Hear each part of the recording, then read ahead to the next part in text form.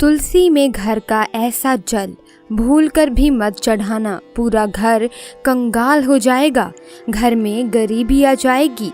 इसी के साथ हम जानेंगे कि किस दिन महिलाओं को तुलसी माँ को कभी भी गलती से भी जल नहीं देना चाहिए, वरना होता है घोर अनर्थ। माँ तुलसी के साथ ही माँ लक्ष्मी भी हो जाती हैं क्रोधित। तो पूरी जानकारी के लिए वीडियो को अंत तक जरूर देखना। शास्त्रों के अनुसार जहाँ पर तुलसी का पौधा होता है तो वहाँ पर साक्षात महालक्ष्मी अस्थायी रूप से वास करती हैं। आपको बता दें कि जो व्यक्ति सही तरीके से तुलसी की पूजा पाठ और देखभाल अगर कर लेता है तो सदैव महालक्ष्मी उसके घर में अपना स्थान बना लेती है। लेकिन तुलसी के कुछ वास्तु नियमों को आपको ध्यान में रखना अवश्य है। ऐसे में आइए उन वास्तु नियमों के बारे में जानते हैं। नंबर 1, नियमित तौर पर तुलसी के दर्शन करने और हाथ जोड़ने से व्यक्ति के सभी पाप खत्म हो जाते हैं। ऐसे में उसके अंदर एक नई ऊर्जा का संचार होता है जो उसे कामयाब बनाती है। नंबर 2, शास्त्रों के अनुसार तुलसी माता अगर जिस व्यक्ति पर मेहरबान हो जाएं तो उसे रंक से राजा बना देती हैं।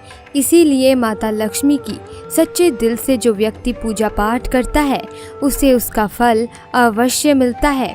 नंबर 3, तुलसी के पौधे में प्रतिदिन पूजा पाठ और शाम को दीपक जलाने से व्यक्ति की सभी इच्छाएं पूरी होती हैं।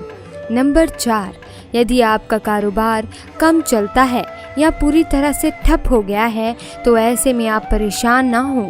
हर शुक्रवार के दिन तुलसी के पौधे में कच्चा दूध चढ़ाते रहें, आपकी परेशानी जल्द ही दूर हो जाएगी। तुलसी माता अपने भक्तों को कभी भी निराश नहीं करती।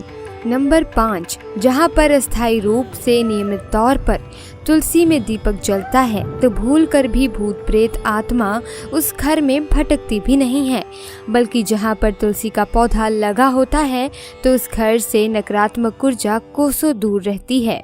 नंबर 6, अगर आपके घर में पैसों की तंगी रहती है और घर की जमा पूंजी धीरे धीरे कम होती जा रही है तो ऐसे में आप तुरंत तुलसी का पौधा घर पर ले आएं और नियमित रूप से उसकी पूजा करें और देखें तुलसी माता का चमत्कार। नंबर 7, 100 गुना फल की प्राप्ति के लिए विष्णु भगवान की पूजा में तुलसी के पत्तों का बहुत महत्व है। कहते हैं अगर आपके पास भगवान को चढ़ाने के लिए कोई भोग ना हो तो केवल तुलसी का पत्ता चढ़ा दें, वो प्रसन्न हो जाती हैं। वैसे तो प्रत्येक देवी देवता की पूजा में तुलसी दल का उपयोग किया जाता है, लेकिन भगवान शंकर और गणेश की पूजा में तुलसी का उपयोग नहीं किया जाता।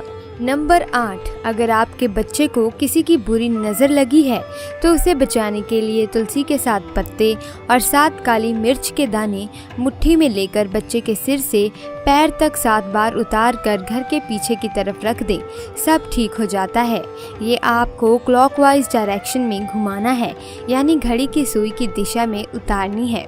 नंबर 9, परेशानी को जड़ से खत्म करने के लिए और बीमारी को दूर भगाने के लिए शाम होने से पहले 4-5 तुलसी के पत्ते तोड़कर तकिए के नीचे रखकर सो जाएं और सुबह होने के बाद कुछ पत्ते खा लें। धीरे धीरे आपकी सभी समस्या खत्म हो जाएंगी।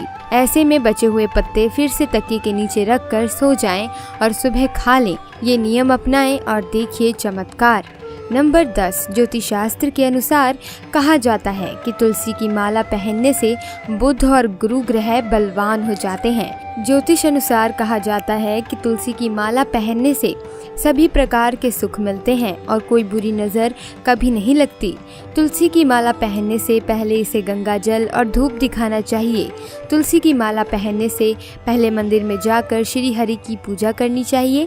जो लोग तुलसी की माला पहनते हैं तो उन्हें प्याज और लहसुन और मांस मदिरा का सेवन छोड़ देना चाहिए। नंबर 11, यदि आपका हर कार्य असफल हो जाता है तो ऐसे में आप तुलसी के पौधों की जड़ को लेकर उसे गंगा जल से धो लें। इसके बाद ही इसकी ठीक तरह से पूजा करें और फिर पीले कपड़े में बांध कर रख दें। धीरे धीरे आपकी सभी समस्याओं का अंत हो जाएगा। नंबर 12, जो व्यक्ति तुलसी के पाउडर का इस्तेमाल करते हैं तो वो हमेशा भयंकर से भयंकर बीमारी से बचा रहता है।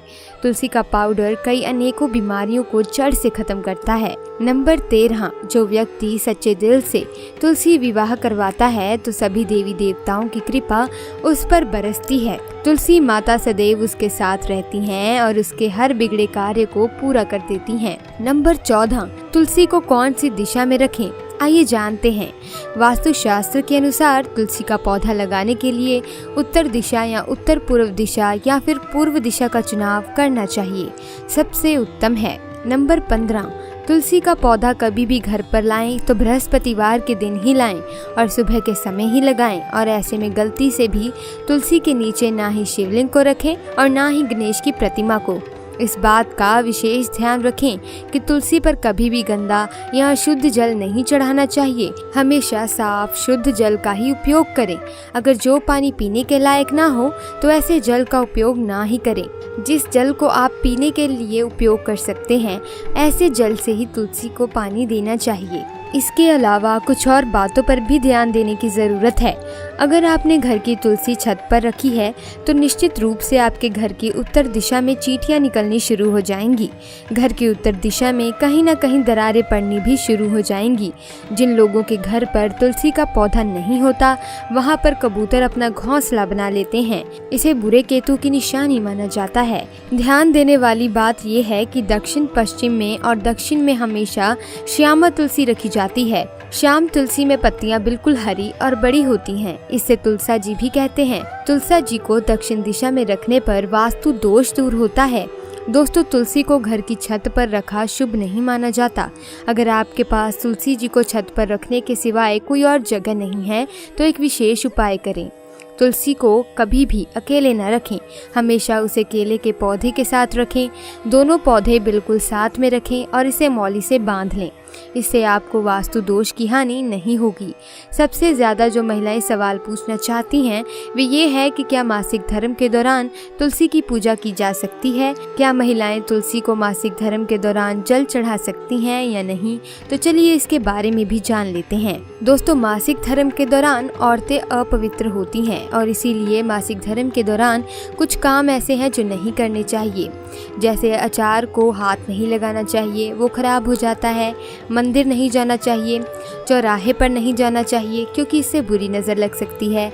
ऐसे ही पौधों में पानी भी नहीं देना चाहिए, इससे पौधे सूख जाते हैं और कोई भी धार्मिक कार्य भी नहीं करने चाहिए। इसीलिए आपको मासिक धर्म के दौरान तुलसी को जल भी अर्पण नहीं करना चाहिए। तुलसी व्रत भी नहीं करना चाहिए, तुलसी के पास भी नहीं जाना चाहिए वरना तुलसी का पौधा सूख सकता है। तुलसी अपवित्र हो जाती है। तुलसी की पवित्रता का खास ख्याल रखा जाना चाहिए। मासिक धर्म के दौरान चौथे दिन स्नान करने के बाद ही आपको कोई धार्मिक कार्य करना चाहिए। दोस्तों, वीडियो में दी गई जानकारी अगर आपको अच्छी लगी, वीडियो को लाइक करना, चैनल को सब्सक्राइब करना मत भूलना। मिलते हैं अगली वीडियो में। बहुत बहुत धन्यवाद।